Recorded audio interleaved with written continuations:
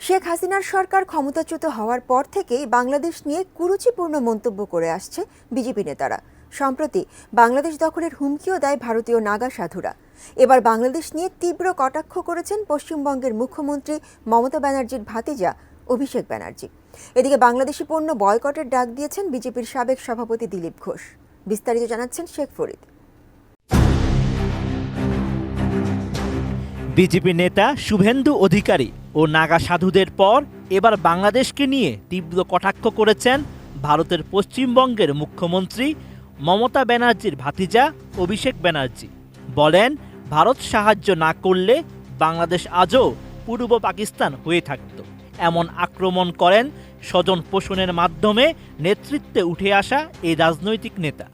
ভারতবর্ষ না থাকলে ওটা পূর্ব পাকিস্তান হয়ে থাকতো, স্বাধীনতা পেত না। ভারতবর্ষের অবদান যারা অস্বীকার করছে, যারা ইতিহাসকে অস্বীকার করছে, তাদের পরিণতি করুণ হবে। বাংলাদেশের মতো দেশ ভারতবর্ষকে চমকাচ্ছে, ভারতবর্ষকে শাসাচ্ছে, ভয় দেখাচ্ছে। That is what precisely I am saying. The government of India has to take it up with the interim government of Bangladesh. Bashundhara ডায়াপেন্ট এখন আরো উন্নত। এই হট এয়ার থ্রো টপশিট দ্রুত শোষণ করে সোনামণিকে দেয় কোমল অনুভূতি। বাংলাদেশে হিন্দুরা অত্যাচারিত হচ্ছে অভিযোগ করে তৃণমূল কংগ্রেসের সাধারণ সম্পাদক জানান, মন্দির ভাঙছে, সেই সঙ্গে আক্রমণ করা হচ্ছে হিন্দুদের। এতদিন যাবৎ মানুষ অত্যাচারিত হয়েছে, কিন্তু সবাই চুপ করেছিল। And the Human Rights Commission should also, the International Human Rights Commission should also take it up sternly and strongly with the interim government of Bangladesh. This is a blatant violation of human rights. হুঁশিয়ারি দিয়ে অভিষেক জানান, ভারতের সঙ্গে চোখে চোখ রেখে কথা বলছে বাংলাদেশ। এর পরিণাম খুবই ভয়াবহ হবে।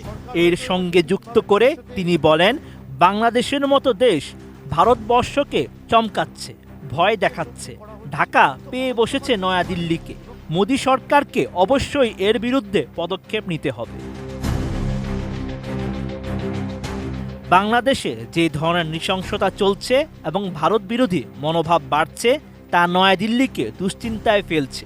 তৃণমূল কংগ্রেস কেন্দ্রের যে কোনো সঠিক পদক্ষেপের পাশে থাকবে। তবে অভিষেক চান মোদী সরকার আরও সক্রিয় হোক এবং বাংলাদেশকে উপযুক্ত বার্তা দিক। আজকে আমাদের সরকার হয়তো এটা কঠিনভাবে তাদের সাথে টেক আপ করেনি বলে এটা পেয়ে বসছে। এদিকে বাংলাদেশি পণ্য বয়কটের ডাক দিয়েছেন ভারতের ক্ষমতাসীন দল বিজেপির সাবেক সভাপতি এবং সংসদ সদস্য দিলীপ ঘোষ। সামাজিক যোগাযোগ মাধ্যম ফেসবুকে বিজেপি নেতার অফিসিয়াল পেজ থেকে এই বয়কটের ডাক দিয়ে পোস্ট করা হয়।